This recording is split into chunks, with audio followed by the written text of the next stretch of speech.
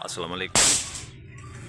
सलाम सर यो अवां पंहिंजो तारुफ़ था करायो पहिरीं। साईं, मुंहिंजो नालो ख़लीलुल्लाह आहे, अबड़ो आहियां जी। ऐं एग्रीकल्चर यूनियन जो आहियां general secretary Uderolal station. Uderolal station अवां टाउन में वेठा आहियो? जी हाँ, टाउन में। अदा खलील हाणे इहो ॿुधायो त टाउन में कहिड़ा मसइला आहिनि अव्हां जे शहर में? अगरि टाउन में जेके असांजा मसइला आहिनि से तक़रीबन थियनि पिया, जीअं मिसाल सफ़ाई जो आहे उहो अबड़ो सबड़ो हले पियो, पर जेके मेगा कम आहिनि से टाउन जी बजट मां कोन था थी सघनि।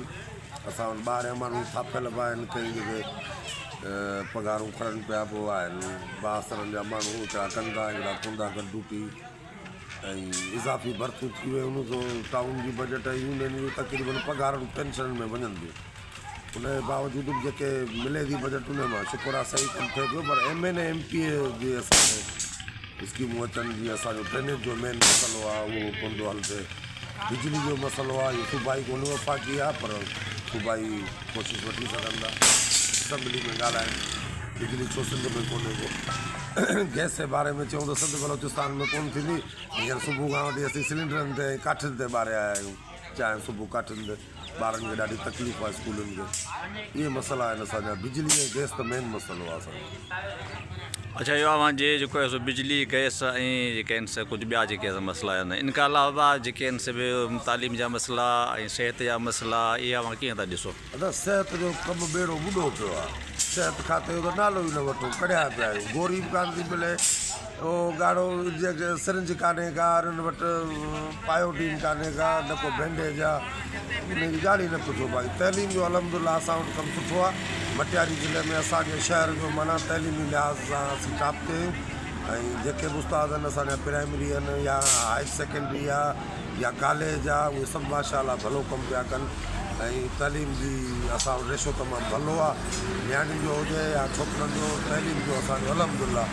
कॉलेज जी हींअर नई बिल्डिंग ठही पई, इंशाअल्लाह इहा बि ठही वेंदी, उहो पूरा मुतमइन तइलीम अलहमदुलिल्लाह असां सुठे नमूने था कयूं। अच्छा, इहो अव्हां जे टाउन में जेका आहे सा थाणे जी जेका आहे सा बिल्डिंग जेका आहे सा अस्पताल में आहे, हिन जे हवाले सां अव्हां छा था चओ? अदा इहा बिल्डिंग मंज़ूर बि थी, पर केरु प्लाट न पियो ॾिए हिते। प्लाट केरु ॾियण लाइ त कोन्हे, ख़ान साहिबु आहे हिकिड़ो, त उहो अॻे ई अस्पतालुनि लाइ ॾे वेठो, वरी केस बि भोॻियो वेठो आहे। तो हाणे कहिड़ो शरीफ़ माण्हू पंहिंजी बनी ॾींदो?